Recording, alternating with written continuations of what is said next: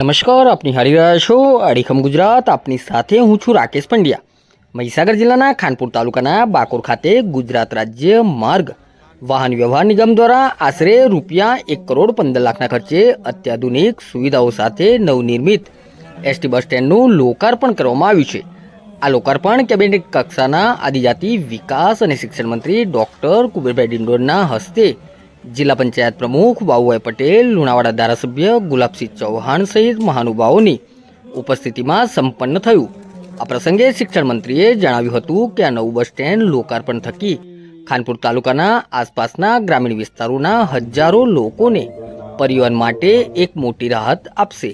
આ નવા બસ સ્ટેન્ડમાં તેમને બેસવાની, પીવાના પાણીની અને સ્વચ્છ શૌચાલય જેવી પાયાની સુવિધાઓ સરળતાથી મળી રહેશે. આ બસ સ્ટેન્ડ ગ્રામીણ અને શહેરી વિસ્તારોને જોડતી એક મહત્વપૂર્ણ કડી બનશે, જેનાથી આ વિસ્તારનો સામાજિક અને આર્થિક વિકાસ વેગવંતો બનશે. આ પ્રસંગે જિલ્લા ભાજપ પ્રમુખ દશરથભાઈ બારિયા, પૂર્વ ધારાસભ્યો, તાલુકા પંચાયત પ્રમુખ, પ્રાંત અધિકારી, ગોધરા વિભાગીય નિયામક, સરપંચ સહિત એસટી વિભાગના અધિકારી, કર્મચારી સહિત ગ્રામજનો મોટી સંખ્યામાં ઉપસ્થિત રહ્યા હતા. જન્માષ્ટમી પર્વે શરૂ કરાયેલ સંતરામપુરથી શામળાજી વાયા બાકોર બસ રૂટને ઉપસ્થિત મહાનુભાવો દ્વારા પ્રસ્થાન કરવામાં આવ્યું હતું.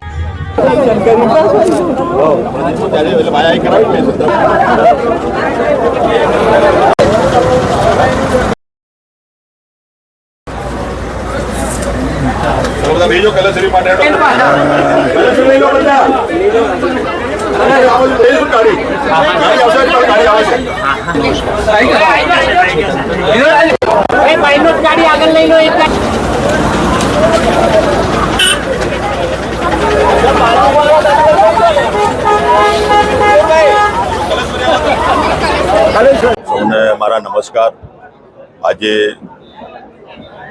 કૃષ્ણ ભગવાનનો જન્મદિવસ છે. જન્માષ્ટમીની ઢેર સારી શુભકામનાઓ તમામને.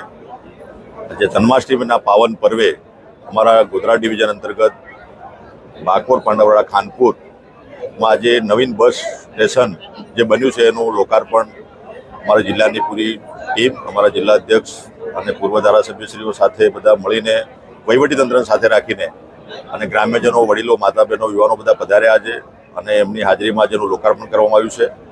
અને પ્રજાજનો અને વિદ્યાર્થીઓને આવનારા સમયમાં આ ડેપોનો જે લાભ મળશે, સાથે સાથે 38 જેટલા શેડ્યુલ જે ચાલે છે આ રૂટ પર, એ અહીંયા સારી રીતે આવીને અહીંયા બ્રેક કરશે, સ્ટોપેજ થશે અને વધારાની જે બસો કદાચ ચાલુ કરવાની થાય આપણા વિદ્યાર્થીઓના શિક્ષણને ધ્યાને લીધે પણ કરીશું. અને આજે સંતરામપુર ડેપોની બસ આપણી શામળાજી બસ પણ ચાલુ કરી છે આજના દિવસે.